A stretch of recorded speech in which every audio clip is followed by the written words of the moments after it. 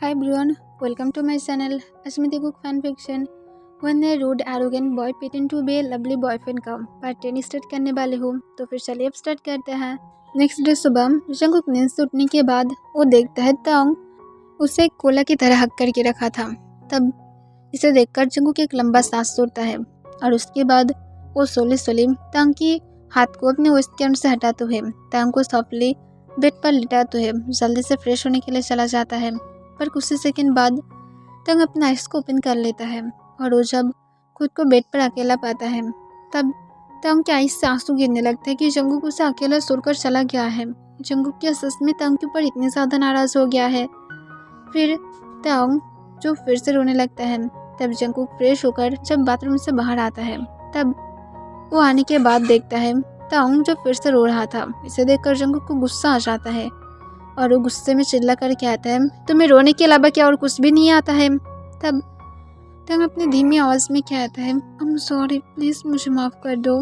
तब जंगकुक तंग की तरफ फिर से गुस्से से देखने लगता है।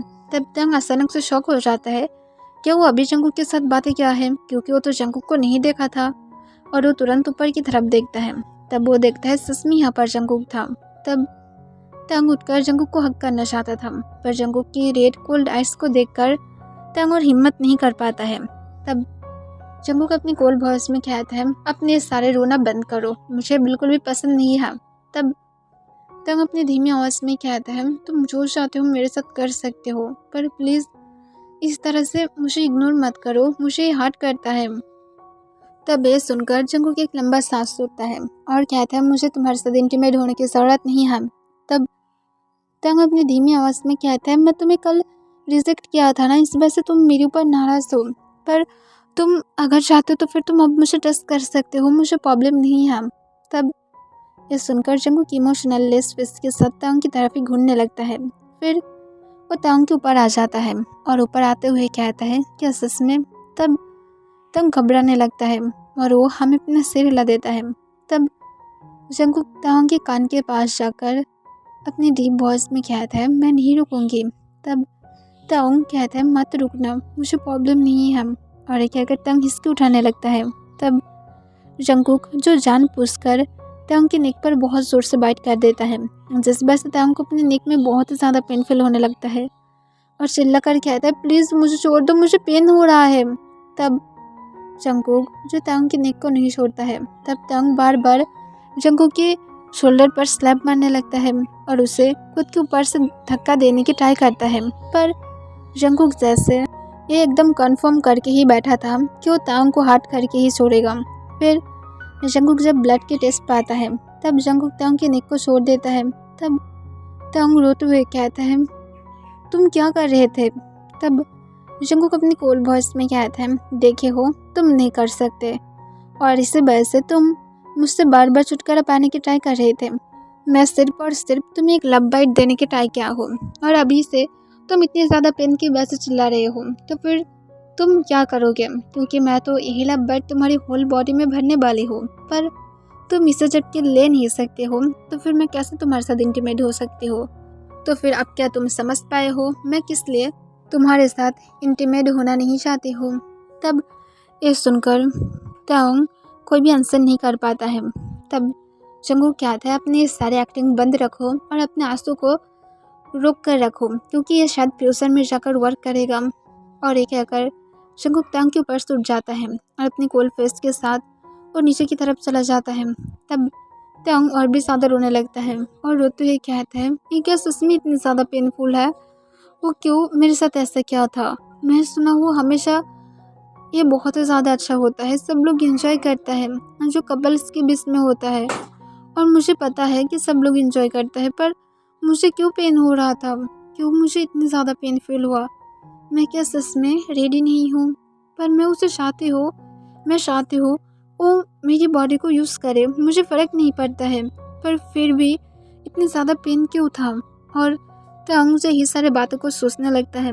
फिर जंगकुक नीचे जाने के बाद जंगकुक जाकर देखता है कि उसका आंटी जो अपने ब्रेकफास्ट कर रहा था।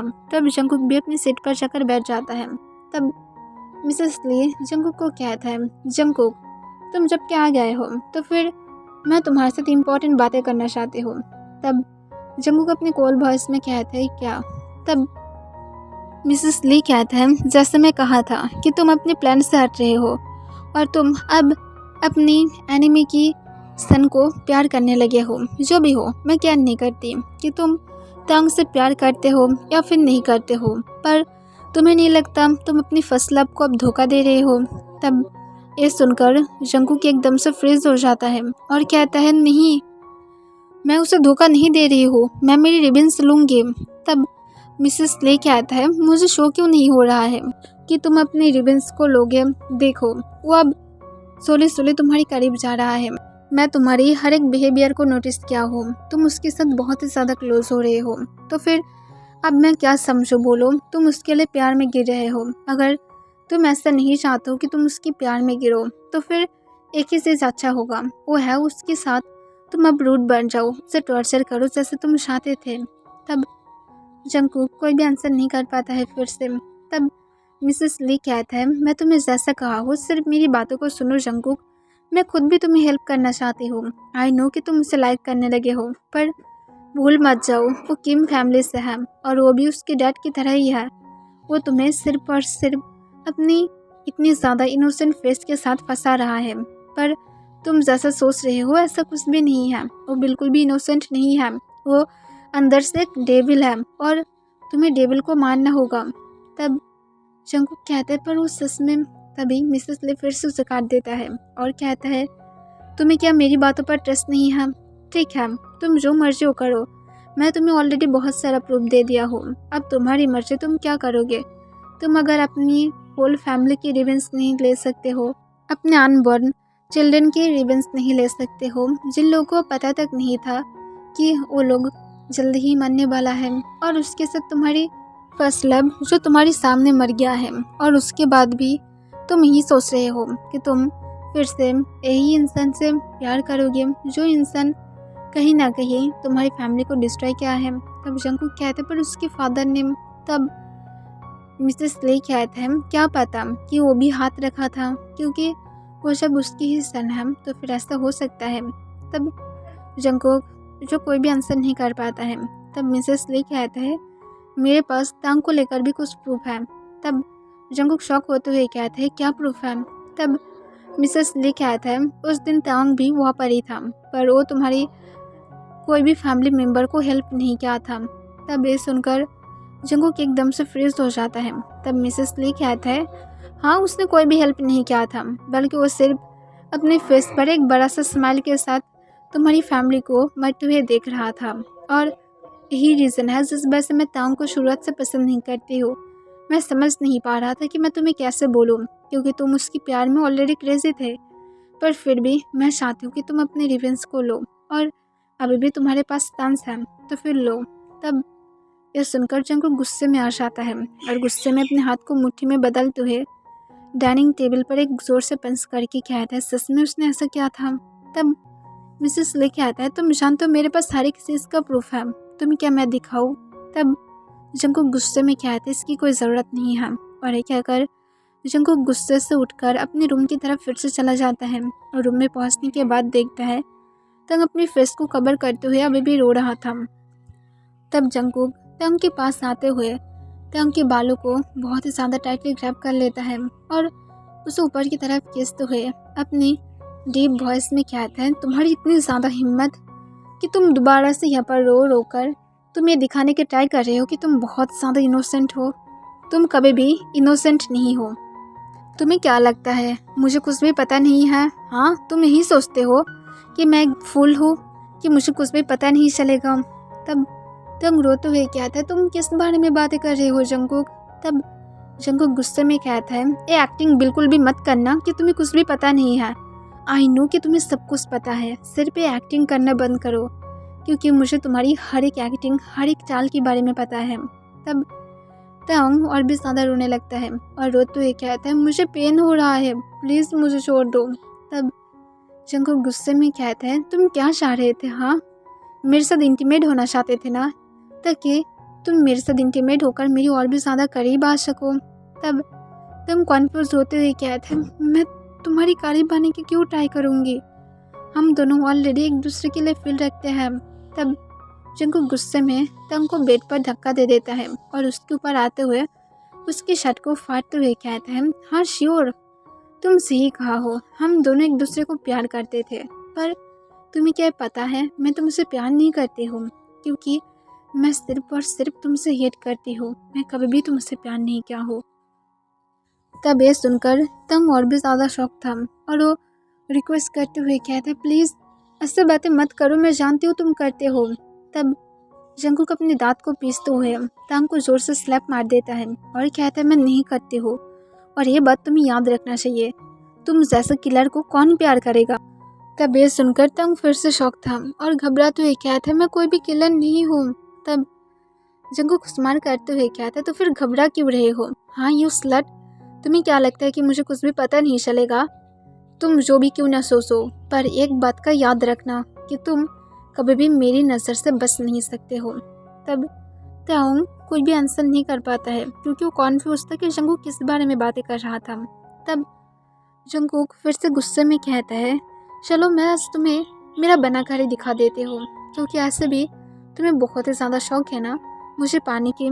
चलो मैं तुम्हें आज मेरा बनाती हूँ, पर उसके बाद एक बात का याद रखना, तुम्हारी लाइफ मैं पूरी तरह से हिल बनाऊंगी, क्योंकि तुम ऑलरेडी जीवन जंकुक की हेल में हो और यहाँ से सिर्फ वही पर्सन बाहर जा सकता है जिसे जीवन जंकुक बाहर करना चाहता है, और मैं तुम्हें बाहर करना नहीं चाहती हूँ, क्योंकि मैं तुम्हें होल लाइफ तक रिग्रेट कराना चाहती हूँ। और ये कहकर जंकुक तुरंत ही तांग के बाकी सारे क्लोथ को भी रिमूव कर देता है।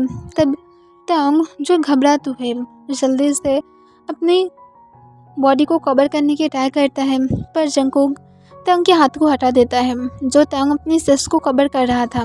तब जंकुक स्माइल करते हुए कहता है, खुद को कवर मत करो, क्योंकि मैं जानती हो तुम ऐसा ही चाहते हो, तो फिर मुझे करने दो, और उसके बाद देखो मैं तुम्हारे साथ इतनी ज़्यादा रफ होंगी कि जब तक तुम्हारी ब्लड नहीं आ जाता है, और उसके बाद तुम जब तक सेंसलेस नहीं हो जाते हो या तो मन नहीं चाहते हो, तब तक तो मैं तुम्हें नहीं छोड़ूंगी।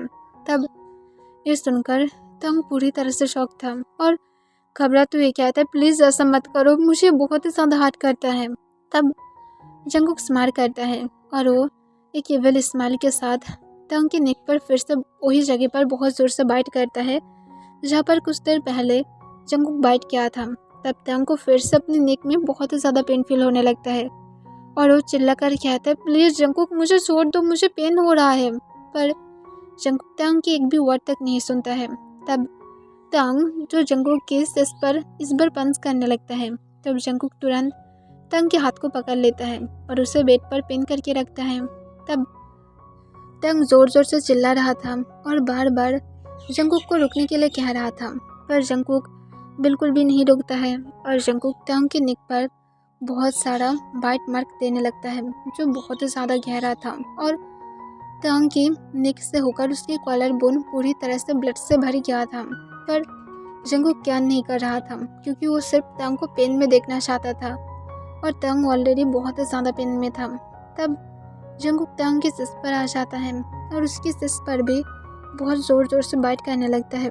तब तंग अपने शेकिंग वॉइस में कहता है, प्लीज़ बंद करो, पर जंकुक तंग की फिर से वर्ड को इग्नोर कर देता है।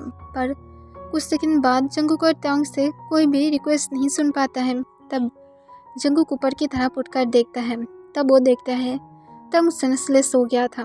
तब इसे देखकर जंकुक की फेस पर एक इविल स्माइल आ जाता है और वो अपने लिप्स की कॉर्नर को अपनी थंब से क्लीन करते हुए कहता है, जैसा मैं चाहता था अब ऐसा ही हो गया है, तुम्हारी बॉडी को देखो, सिर्फ मैं सिस पर ही आया था और देखो तुम्हारी सिस तक कितनी ज़्यादा रेड हो गया है और हर एक जगह पर इतनी ज़्यादा मैं ज़ोर से बाइट किया हूँ कि यहाँ पर अगर कोई भी रहता शायद वो सह नहीं पाता, पर जो भी हो मैं क्या नहीं करती, क्योंकि तुम इससे भी ज़्यादा बुरा पनिश डिजर्व करते हो। सिर्फ नेक्स्ट टाइम के लिए वेट करो और उसके बाद देखना मैं तुम्हारे साथ नेक्स्ट टाइम और भी ज़्यादा कितना बुरा होती हूँ। और ये कहकर जंकुक एक इविल स्माइल के साथ तंग के ऊपर ब्लैंकेट को उड़ा देता है और उसके बाद जंकुक तंग की तरफ और बिना देखे चुपचाप रूम से बाहर चला जाता है और वो जब नीचे जाता है तब वो जाने के बाद देखता है मिसेस ली जो अपनी फेस पर एक बड़ा सा स्माइल के साथ नीचे खड़ा हुआ था। तब जंगकुक अपने कोल्ड वॉइस में कहता है, क्या हुआ है, आप मेरी तरफ इस तरह से क्यों देख रहे हैं। तब मिसेस ली कहता है, कुछ नहीं, मैं सिर्फ ऐसे ही देख रहा था क्योंकि मैं जानते हो मेरे नेफ्यू रिबन सिलने में बहुत ही ज़्यादा अच्छा है और शायद वो अब स्टार्ट भी कर दिया है। तब जंगकुक अपने कोल्ड वॉइस में कहता है, मैं क्या नहीं करती हूँ और वो बिल्कुल भी बाहर नहीं जाना चाहिए। और ये कहकर जंगकुक जल्दी से जो मेंशन से बाहर की तरफ चला जाता है। तब मिसेस ली विल स्माइल के साथ कहता है, अभी तो सिर्फ स्टार्ट हुआ है जंगकुक, तुम दोनों ही सिर्फ और सिर्फ मेरी एक हाथ की डॉल हो जिसे मैं यूज़ कर रही हूँ। पहले तो मुझे तुमसे कोई भी मतलब नहीं है, तुम जो भी कुछ करोगे वो सिर्फ मेरे फ़ायदे के लिए है।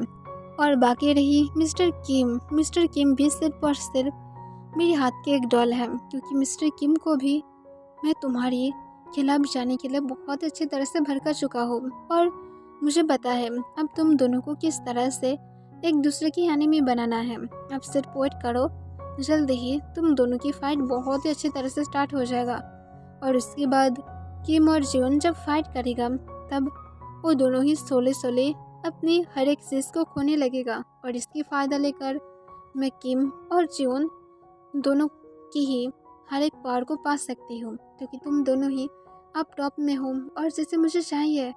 और इसी वजह से माय डियर नेफ्यू मैं ये सब कुछ कर रही हूँ। सच में मैं बहुत ही ज़्यादा सेल्फिश हूँ ना, पर मैं क्या कर सकती हूँ बोलो। मैं खुद भी एक इंसान हूँ और इंसान ही सेल्फिश होता है, न कि कोई और होता है। पर ये पूरी तरह से इंसान की नेचुरल बिहेवियर है, तो फिर मैं मेरे बिहेवियर को कैसे सोच सकती हूँ। अब तुम ही बोलो। और ये कहकर मिसेस ली स्माइल करने लगता है। ओके एवरीवन, इसके लिए बस इतना ही।